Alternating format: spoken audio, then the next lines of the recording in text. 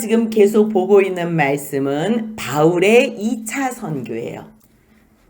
바울이 고린도에 와서 하나님께서 준비해 놓으신 아굴라와 브루스길라를 만났어요.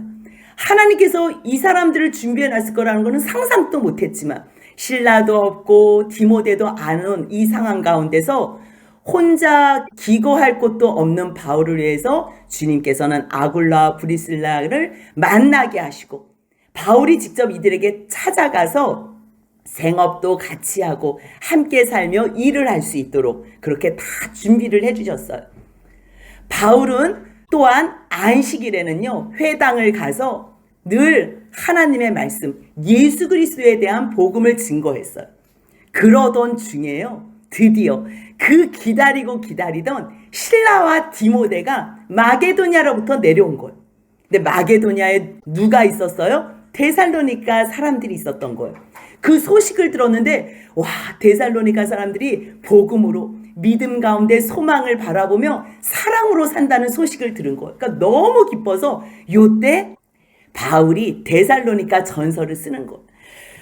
옆에 아굴라와 브루스길라도 주님께서 동역자로 선물해 주셨지요. 또 실라와 디모데가 내려와서 이 기쁜 소식을 전해줬지요. 그러니 바울이 이 성령으로 더욱더 충만해지는 거예요. 동역자가 있다는 게 얼마나 위로가 되고 기쁘고 힘이 나는 일인지 몰라요. 그래서요 바울이 하나님 말씀에 붙잡혀서 유대인들에게 예수가 그리스도입니다. 예수가 그리스도입니다를 증언하고 복음을 전한 거예요.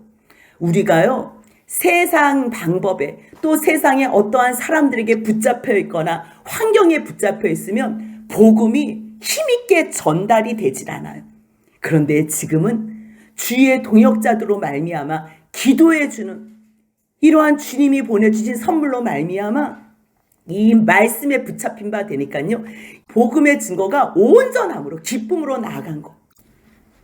바울이 아덴에서 그 사람들이 세상의 지혜로 말하니까 나도 아름다운 말과 시인의 말로 복음을 전했지만 결국은 내가 고린도에서는 말씀에 붙잡혀서 예수가 그리스도라는 것만 증거하다 보니까요 고린도 전서를 쓸 때는 뭐라고 얘기해요? 2장 1절 2절 한번 같이 읽겠습니다. 형제들아 내가 너희에게 나아가 하나님의 증거를 전할 때에 말과 지혜의 아름다운 것으로 아니하였나니 내가 너희 중에서 예수 그리스도와 그가 십자가에 못 박히신 것 외에는 아무것도 알지 않기로 작정하였습니다. 그러니까 뭐만 증거했다는 거예요? 예수 그리스도와 십자가에 못 박히신 것. 오직 예수만이 우리의 구원이십니다. 그리스도만이 우리의 구원이십니다. 십자가의 죽으심으로 우리를 구원하셨습니다. 그 예수가 그리스도라는 것만 증거를 하는 거예요.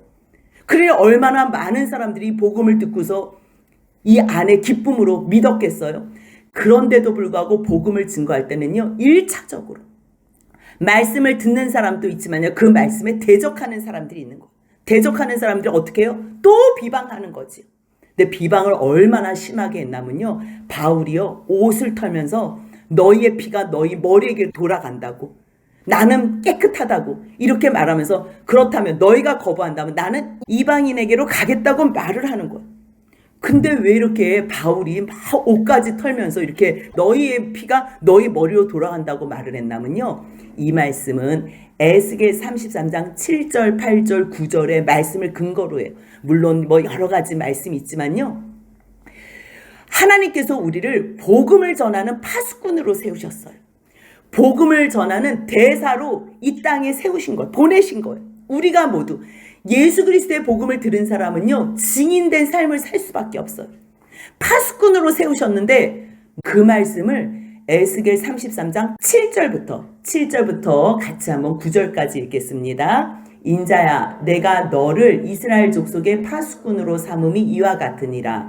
그런즉 너는 내 입의 말을 듣고 나를 대신하여 그들에게 경고할지어다. 가령 내가 악인에게 이르기를 악인아 너는 반드시 죽으리라 하였다 하자. 내가 그 악인에게 말로 경고하여 그의 길에서 떠나게 하지 아니하면 그 악인은 자기 죄악으로 말미암아 죽으려니와 내가 그의 피를 내 손에서 찾으리라. 그러나 너는 악인에게 경고하여 돌이켜 그의 길에서 떠나라고 하되 그가 돌이켜 그의 길에서 떠나지 아니하면 그는 자기 죄악으로 말미암아 죽으려니와 너는 내 생명으로 보존하리라. 무슨 말씀이에요? 하나님께서 파수꾼을 세워서 부탁하시는 거야. 너는 내가 부탁하는 말, 내 입의 말을 듣고서 사람들에게 전하라. 저 사람들이 지금 죄악 가운데 있어서 죽을 수밖에 없거든?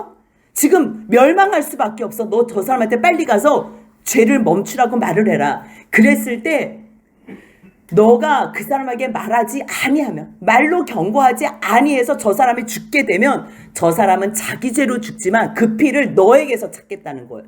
그런데 너가 그 사람한테 말을 전했어. 전하면 그 사람은 자기 죄로 죽지만 너는 그 피를 너가 책임을 지지 않고 너 생명은 보존되리라 말씀하신 거예요. 그럴 때 이제 바울이 예수가 그리스도입니다. 예수가 당신들을 구원했습니다. 이렇게 복음의 말씀을 전해도 지금 듣기 싫어하잖아. 비방하고 바울을 대적을 하니까 이 피와 나는 무죄하다고 무관하다고 그렇게 선포를 한 거예요.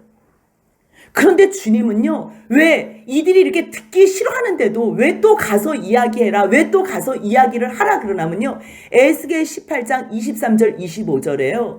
주님은 악인이 죽는 것을 기뻐하지 않으신대요. 우리가 또 그렇게 배운 게 있어요. 하나님께서 누구는 선택하고 누구는 버리기로 유기하셨다. 이미 벌써 예정하셨다고 그렇게 배우는 경우가 많아요. 근데 이 에스겔만 똑바로 우리가 읽어도 주님은 악인이 죽는 것을 기뻐하지 않는다는 거.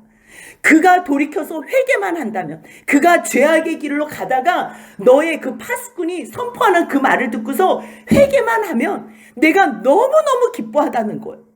너희들은 왜 자꾸만 누구는 선택했다 그러고 누구는 버리기로 유기하기로 예정했다 그러냐? 너희가 공평하지 않은 거 아니냐? 왜 너 자꾸만 나보고 공평하지 않다 그러니? 그거는 너희가 공평하지 않은 거야. 주님께서 에스겔 18장 25절에서 지금 그렇게 말씀하시는 거야. 한번 25절만 같이 읽겠습니다. 그런즉 너희는 이르기를 주의 길이 공평하지 아니하다 하는도다. 이스라엘 족속아 들을지어다. 내 길이 어찌 공평하지 아니하냐? 너희 길이 공평하지 아니한 것이 아니냐? 주님의 이 간절한 말씀 때문에요, 바울은 또 전하고 또 전하고 사람들이 듣기 싫어도 전하는 거예요. 근데 너무 대적하고 비방하니까요, 나 그러면 이방인에게로 갈 거야. 그런데요, 가겠다 그러고서도 멀리 가지도 않아요. 회당이 있는데요, 그 회당 바로 옆에 누가 사냐면 디도 유스도라는 사람이 살아요. 사도행전 18장 7절 보니까요, 그 사람의 집은 회당 옆이라. 지금 회당에서 나 너희들에게 나 막 옷까지 털면서 나 너희들에게 절대 맡기지 안전하고 나 이방인에게로 갈 거야 그러고선요, 그 사랑이 여기를 떠나지를 못하게 하는 거예요. 그래서 결국 그 회당 옆에 있는 디도 유스도의 집에 가서 여기서 복음을 전파하는. 회당에서는 이제 전파를 못하잖아요. 이 사람들이 너무 막으니까. 그래서 여기 옆에서 하나님께서 이미 벌써 또 준비해놓은 집이 있어서요, 디도 유스도라 하는 사람에게서 복음을 증거하고 복음을 증거하니까 거기서 어떠한 역사가 일어났냐면요, 18장 8절 한번 같이 읽겠습니다. 또 회당장 그리스보가 온 지방과 더불어 주를 믿으며 수많은 고린도 사람들도 듣고 믿어 세례를 받더라. 아멘. 이렇게 큰 기적의 역사가 일어나요. 만약에 다 옷도 털면서 절대 너희들에게 전하지 않아. 그리고 아마 정말 멀리 갔으면 이 고린도에서 준비된 하나님의 백성들에게 복음을 전할 기회를 잃었을 거예요. 그런데 바울은 그 사람들을 만나서 복음을 증거하니 이거는 그 회당장, 그 회당의 최고장 그리스도가 예수 그리스도, 예수에 대한 복음을 듣게 된 거예요. 그런데 그리스도뿐만 아니라요, 그의 가족들까지도 온 집안이 더불어 예수 그리스도를 믿었다는 거예요. 그뿐만 아니에요. 수많은 고린도 사람들도 듣고 믿어 세례를 받았대. 여러분들 듣지 않으면요, 믿어지지 않아. 왜? 혼자서 예배 드려도 돼. 혼자서 교회에서 성경 읽고 다 해도 돼요. 하지만 하나님의 말씀을 하나님의 종을 통해서 듣지 않으면요, 우리가 어디서 믿음이 생기지를 않는 거예요. 먼저 주님의 사랑을 알고 말씀을 깨달은 종들을 통해서 들을 때에 믿음이 생기고 그 믿음으로 말미암아 우리가 하나님 앞에서 세례로 믿음의 고백을 할 수 있는 것. 2차 선교의 열매가 얼마나 많아요? 첫 번째 빌립보에서는요, 루디아와 온 집안이 믿어. 간수와 온 집안이 믿어.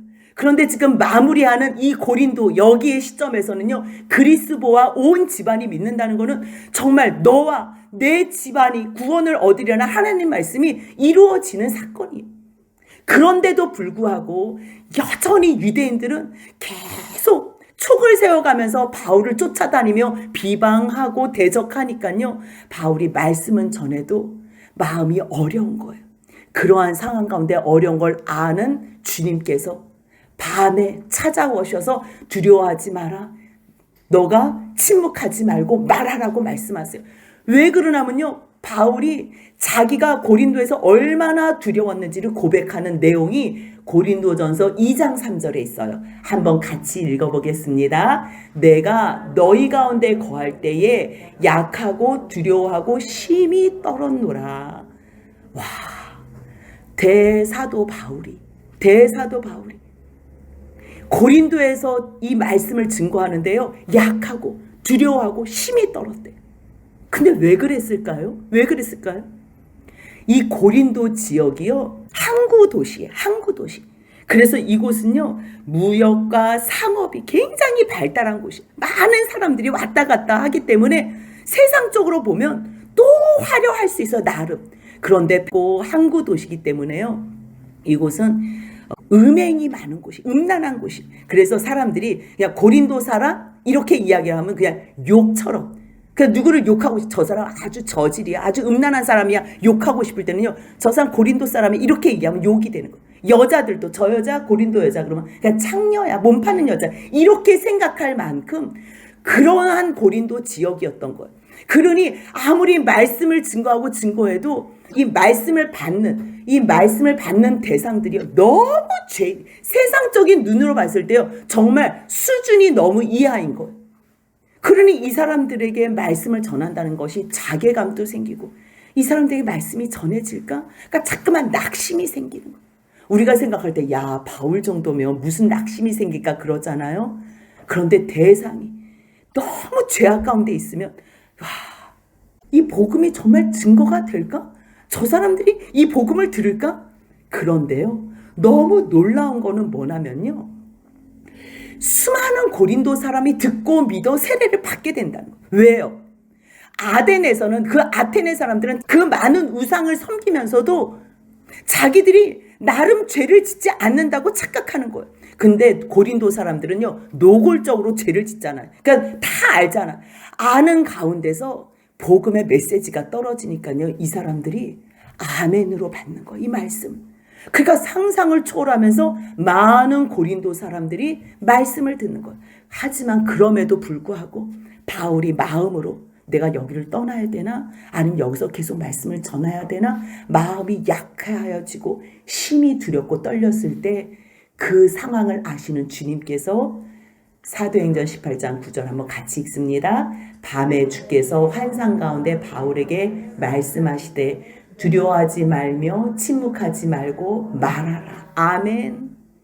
그래서 바울이요, 1년 6개월을요 계속적으로 말씀하시는 거예요. 계속 복음을 전하는 거예요. 왜 두려워하지 말고 침묵하지 말고 말하라 그랬냐면요, 10절 같이 한번 읽겠습니다. 내가 너와 함께 있음에 어떤 사람도 너를 대적하여 해롭게 할 자가 없을 것이니 이는 이 성 중에 내 백성이 많음이라 하시더라. 아멘. 주님께서는 그 죄인 가운데에 이 복음이 선포되었을 때, 하나님, 예수 그리스도로 말미암아 나를 구원해 주셨다니 감사합니다.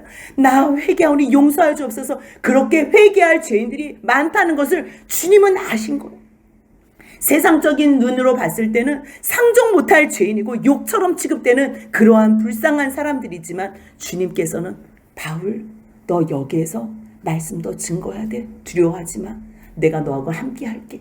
사람들이 너를 대적해도 너를 해롭게 할 사람은 없어. 대적은 해요. 하지만 해롭게 할 사람이 없으니까 너가 담대하게 말씀을 해. 그래서요, 1년 6개월이나 머물면서 하나님 말씀을 가르쳤어. 그래서 결과적으로 많은 고린도 사람들이 듣고 믿어 세례를 받는 그러한 역사가 일어난 거예요. 그런데 한편 그동안의 사건 사태도 어려웠지만 더 큰 일이 일어났는데요. 그 내용이 12절에 그때 로마 총독으로 아가야의 갈리오라는 아가야 총독, 이 갈리오가 총독이 되었을 때에 어떠한 일이 일어났냐면요, 유대인들이 일제히 일어나 바울을 고소한 사건이 있는 거예요. 그러니까 대적하는 것뿐만 아니라요, 그냥 고소를 했어요. 그래서 법정으로 끌고 간 거예요. 그래서 뭐라고 고발했냐면요, 이 사람이 율법을 어기면서 하나님을 경외하라고 가르친다는 거예요. 한 번도 율법을 지키지 말라고 말한 적이 없거든요. 하나님의 그 크신 사랑을 알면 은혜 받은 자로서 우리가 은혜 가운데 감사함으로 살아야 된다, 그 말씀을 전하는데 거짓으로 고발을 하는 거예요. 그러니 바울이 이제 자기에 대한 변호를 해야 되잖아요. 왜 이러한 사태가 일어났나. 그래서 그 법정 앞에서 이제 이야기를 하려고 하는데 갈리오가 아니라고, 얘기할 필요 없다고. 너희 이거 지금 무슨 일로 법정에 서고 지금 나한테 고발하냐고.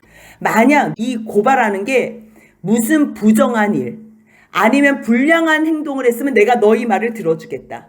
그런데 행여나 혹시 만일 이 문제가 너희의 언어와 명칭과 너희의 그 종교적인 문제라면 나는 거기에 연루되고 싶지 않아. 나는 이러한 일에 재판장 되기를 원하지 않아. 그러면서요, 이 갈리오가 정치와 종교를 완전히 분립해가지고 관여하지 않겠다고 못을 박은 거예요. 그래서 바로 다 법정에서 쫓아내는 거예요. 그러니까 이 큰 무리가 지금 다 왔잖아요, 유대인이. 근데 쫓겨나니 바울은 때릴 수가 없고 그냥 옆에 있는 회당장 너 똑바로 못했네 그러면서 소스데네를 잡아가지고요, 그 법정 앞에서 때린 거예요. 그래, 이거는요, 갈리오에 대한 이 법적인 행사가 불만스럽다는 것을 표현하지만 바울 내가 너 가만히 안 두겠어라는 그러한 의도도 지금 다 들어간 거예요. 근데 그것을 보면서도 갈리오가 전혀 일에 관계 안 해요. 그러니까 소스데네가요, 바울이 당할 그 고통을 당해요. 그대로 바울이 맞을 매를 대신 맞아줘요. 그러면서 이 일로 말미암아 소스데네가요, 바울의 형제와 같은 그런 동역자가 돼요. 그래서 고린도 전서를 기록할 때 뭐라고 쓰나면요, 고린도 전서 1장 1절 한번 같이 읽겠습니다. 하나님의 뜻을 따라 그리스도 예수의 사도로 부르심을 받은 바울과 형제 소스데네는 하면서 고린도에 있는 하나님의 교회 너희 성도들에게 내가 편지를 하면서 지금 하나님의 은혜와 예수 그리스도의 은혜와 평강이 있기를 내가 원한다. 이 편지를 지금 누구하고 같이 인사를 하는 거예요? 소스데네와 함께 인사를 하는 거예요.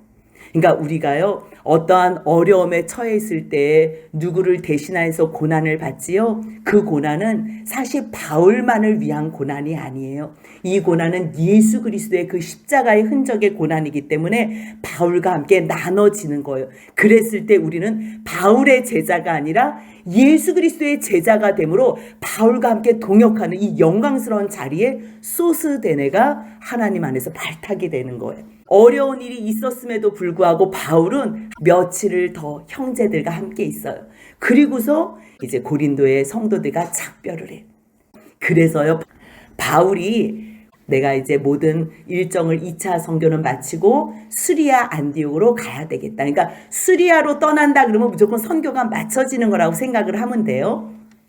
그런데 그때 수리아로 가는데 누가 같이 동행을 하냐면요, 브리스길라와 아굴라가 동행한대요. 지금 고린도에서는요, 1년 6개월 동안 말씀을 전했어요. 물론 아굴라와 브리스길라가 생업이 같은 일로 말미암아 함께 살면서 일도 같이 하고 모든 삶을 1년 6개월 동안 같이 했어요. 그런데 이 같이 하는 동안요, 브리스길라와 아굴라라는 사람이 바울의 옆에서 동역자가 돼서 정말 목숨도 아끼지 않는 그러한 주님의 종으로 세워진 거예요. 왜 세워졌겠어요? 1년 6개월 동안 말씀으로 이렇게 든든한 주님의 사람 제자들로 세웠다는 것. 로마에서 고린도로 쫓겨왔을 때는 추방령으로 참 우울하게 쫓겨왔어요. 하지만 주님께서 이 아굴라와 브리스길라에게 바울이라는 이 큰 선물을 준비해 놓은지 누가 알겠어? 그렇기 때문에 우리는요, 우리가 하나님 손에 붙잡혀만 있다면, 우리가 하나님 말씀 안에서 순종만 하고 있다면요, 세상적으로 봤을 때는 망하는 것 같고 참으로 실패한 인생 같지만 거기에서 하나님께서는요, 다시 시작한다는 그러한 메시지를 우리에게 주시는 거예요. 그래서 브루스길라와 아굴라가요, 고린도에 자기 생업이 있음에도 불구하고 그곳을 정리하고서 바울을 쫓아가는 거예요. 그래서 같이 가는 과정 가운데 바울이 잠깐 내가 하나님 앞에서 서원한 게 있다고. 그래서 에베소까지 가는 과정 가운데서 갱그리아로 가서 머리를 깎으며 서원을 해요. 그러한 상황 가운데 이제 바울이 에베소로 가요. 에베소에 지금 동행할 때는 누가 함께 하지요? 브루스길라와 아굴라가 지금 함께 하는 거예요. 그들이 그랬지만 근데 에베소에 와서는요, 잠깐 머문 거지. 지금 목적지가 어디라 그랬어요? 수리아 안디옥으로 들어가야 되는 거예요. 근데 에베소에서 너희는 여기서 머물러라 그래요. 머물러라 그래. 왜 머물라 그러냐면요, 처음에 2차 선교를 하는 중에 바울은 에베소, 이 소아시아의 에베소를 먼저 선교를 하고 싶었어요. 그런데 성령과 예수 영이 막으셔서 마게도냐로 돌아와서 지금 고린도까지 다 선교를 마친 거예요. 마쳤지만 이 에베소에 대한 마음이 불일 듯했기 때문에 일단 상황이 어떤지 보기 위해서 에베소를 가고 거기에 브루스길라와 아굴라를 여기에 있으라고 머물르게 하고서요, 자기는 또 회당에 들어가 말씀도 전했지만요, 여기서는 더 오래 있지 않기로 작정하고 떠나겠다고 작별을 해요. 근데 에베소에 있는 사람들이 이 말씀을 들으니까 너무 좋은 거예요. 그래서 함께 있었으면 좋겠다, 조금만 더 있으라 그러니까요, 만일 하나님의 뜻이라면 내가 너에게로 돌아오리라. 내가 지난번에도 사실은 너에게로 오고 싶었지만 하나님께서 막으셔서 못 왔는데 또 지금 내 마음도 소원은 이곳에 오고 싶다. 하지만 내 뜻대로 이루어지는 것이 아니라 나는 성령께서 시키시고 성령께서 보내시고 성령께서 말씀하시는 그 일을 행하기 위해서 나는 세움을 받았기 때문에 만일 하나님의 뜻이면 너에게로 돌아오리라 약속하고요, 이제 배를 타고 직접 떠나는 거예요. 에베소에서 가이사랴로 가요. 배를 타고 한 번에 가요. 가이사로 가서 상륙을 한 다음에요, 예루살렘으로 올라가요. 올라가서 다시 이 수리아 안디옥으로 내려가요. 우리가 볼 때는 이쪽이 내려가는 것 같고 저희가 올라가는 것 같은데요, 성전이 있는 곳이어서 예루살렘으로 늘 올라간다 그래요. 여기는 머물려고 있는 게 아니고요, 예루살렘 성도들이 지금 어떤가, 너무 어렵지는 않나, 이 예루살렘 성도들을 위해서 내가 어떻게 헌금을 모아서 갔다가 또 섬겨줄까, 그러한 상황을 보기 위해서 잠깐 교회의 안부를 물은 후에요, 안디옥으로 내려가요. 안디옥으로 내려갔다 그러면요, 무조건 2차 선교가 끝나는 거예요. 2차 선교가. 그러면 우리가 이제 1차, 2차까지 봤어요. 1차 선교는 AD 47년부터 49년까지로 봐요. 그리고 2차 선교는요, AD 49년부터 52년까지 봐요.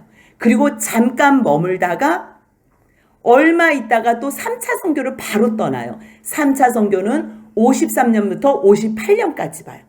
그래서 18장 23절에 바로 이어서 나와요. 22절부터 23절에 바로 이어서 나오는데 22절이 2차 선교가 끝난 거예요.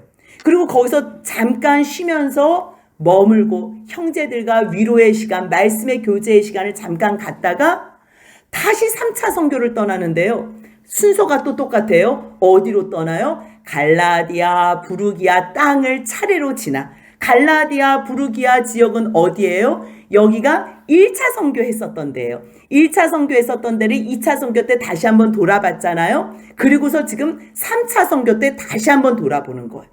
그리고서 에베소로 지나가는 거예요. 그런데 잠깐 이 에베소로 가기 전에 어떠한 일이 있었는지를요, 18장 24절에 잠깐 장면을 바꾸는 거예요. 바울은 고린도에서 마지막 2차 선교를 하고 에베소에 들려서 사람들이 어떤가 잠깐 살펴보고 브루스길라와 아굴라를 준비하라고 거기에 사람을 남겨두고 왔어요. 그리고서 이 수리아 안디옥에 도착해서 잠깐 쉬었다가 마음이 지금 선교밖에 없겠지요. 브루스길라와 아굴라도 지금 에베소에다 남겨놨는데 그래서 빨리 돌아보고서 에베소로 간 거예요. 근데 여기에서 어떤 일이 있었냐면 한편 이렇게 된 거예요. 한편 아볼로라는 사람이 에베소에 도착했다는 거. 그 시점에 누가 있는데요? 브루스길라와 아굴라가 있는데 아볼로라는 사람이 있는데 이 사람은요 알렉산드리아에서 났대요. 부모님은 다 유대인이에요. 그래서 이 구약의 말씀에 얼마나 능통했는지 몰라요. 그래서 뭐라고 말을 해요? 이 아볼로라는 이 사람은 언변이 좋고 성경에 능통했대요.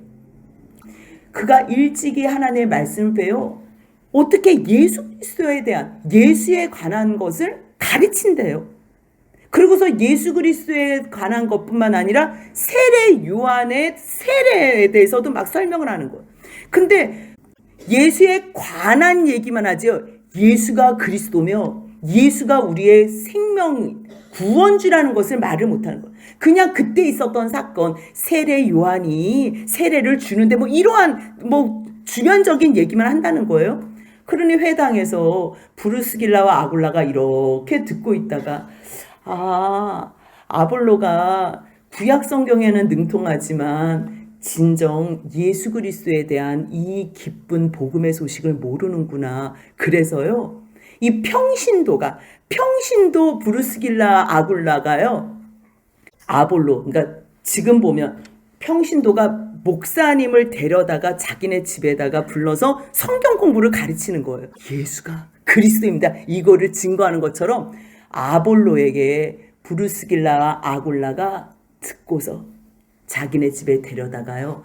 하나님의 도가 뭐예요? 예수예요.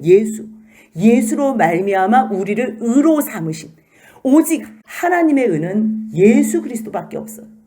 그 하나님의 도를 정확하게 풀어 가르쳤대요. 누구에게 배웠겠어요? 바울에게 배운 거죠. 1년 6개월 동안 바울에게 배우더니요.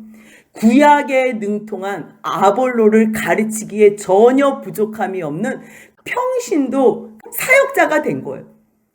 그러니 복음을 알게 된 이 아볼로가 구약의 메시아만 기다렸었는데 그 메시아 그리스도가 예수라는 걸 알니 얼마나 놀라웠겠어요. 그래? 그러면 이 에베소에는 당신들이 있으니까 여기서는 당신이 가르치고 나는 고린도로 가겠다고. 아가야로 갔다는 거 고린도로 가가지고요. 나 지금 에베소에 있을 필요가 없어요. 나 고린도로 가서 이 말씀을 전하고 싶어요. 그러니까 주위에 있는 사람들이 너무 잘 생각하셨다고. 그럼 잘 가셔서 그럼 복음 증거하라. 그래서 형제들이 그를 격려했다는 거예요. 그래서 제자들에게 편지까지 써가지고 영접해 달라고 이거 갖다 주면 그 고린도에도 브리스길라와 아굴라는 고린도에서 1년 6개월을 있었잖아요. 그러니까 얼마나 잘 알아요. 그러니까 거기에 제자들이 몇 명 있으니까 이거 전해주면 아마 당신을 지극하게 대우해 주겠다고. 근데 그 지극하게 대우해 준 게 지나쳐가지고 그 고린도에 아볼로파가 또 생겼잖아요. 그래서 바울파다, 아볼로파다, 게바파다, 뭐 그리스도파다. 그래서 파당 싸움이. 그래서 고린도의 첫 번째 문제가요. 바울이 씨를 뿌려놓은 곳에 아볼로가 또 말씀을 증거하는데 아볼로가 구약에 능통하다 그러잖아요. 그러니까 얼마나 이 사람들이 듣기에 좋았겠어요. 그러니까 야 바울은 그거 뭐 복음은 전했는데 생긴 것도 그렇고 말도 허접하게 하고 차라리 아볼로가 더 좋다. 그래서 그렇게 파당이 생긴 배경이 이런 거예요. 순수하게 갔지만 그 사단은 늘 방해 세력으로 이걸 종용을 하니까 그러한 상황 가운데서도요. 아볼로는 이 진실한 마음으로 내가 고린도에 가서 증거하겠다. 그가 갔어요. 가니 그 많은 성도들에게 얼마나 유익을 줬겠어요. 그래서 그가 가네 은혜로 말미암아 은혜로 이게 은혜예요. 그래서 믿는 자들에게 많은 유익을 주니 그래서 우리가요 구약을 배우건 뭐 신약을 배우건 무엇을 하건요 최선을 다해서 열심히 하면요 어느 날 성령이 우리에게 임하면 그것으로 말미암아 옆에 있는 사람들에게 유익을 끼칠 수 있는 필요한 사람 정말 하나님께서 잘 사용할 수 있는 그러한 유용한 사람이 된다는 거. 그러니 아볼로가 이 말씀을 듣고 나서 깨닫는 대로 뭘 얘기해? 이제 성경을 펴가면서 여러분들 구약에서 그렇게 기다리던 메시아 그 그리스도가 예수입니다.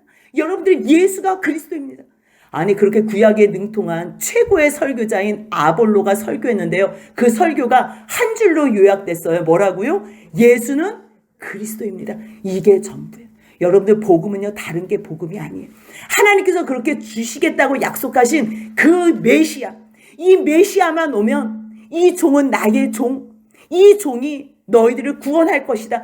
이 메시지, 그분이 바로 하나님의 아들 예수라는 거예요. 그 예수가 그리스도라는 이 그리스도만 믿으면 하나님께서 주시겠다고 약속하신 그 하나님의 나라를 우리가 통째로 상속받고 영원히 아버지와 함께 우리가 살 수 있다는 이 복음, 이거보다 더 큰 굿뉴스가 없다는 거. 이거 증언하니 다른 유대인들이 아니라고 막 자기들이 성경 구약 성경 막 펴가면서 얘기 반박할 거 아니에요? 그럼에도 불구하고 아까 아볼로는 구약에 뭐라고 했어요? 성경에 능통한 자라.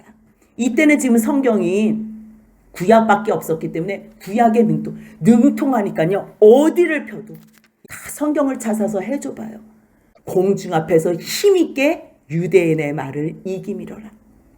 그래서 우리가 최선을 다해서 하나님의 말씀 앞에 준비되고 서야 될 이유가요. 하나님께서 쓰시겠다고 이제 성령으로 역사하실 때 우리가 갖고 있는 것으로 마음껏 사용되기 위해서 이렇게 어렸을 때부터 말씀에 붙잡힌 바 되어 주님의 말씀으로 하나하나 차곡차곡 쌓아놓는다면요. 어느 날 주님이 우리 가운데 임하실 때는 하나님께서 가장 기뻐하시는 그러한 귀한 종으로 깨끗한 종으로 쓰임받는다는 거 기억하시며 인생을 하나님 앞에 기쁨으로 드리는 저와 여러분들의 남은 삶이 되시길 주님의 이름으로 소원합니다. 아멘.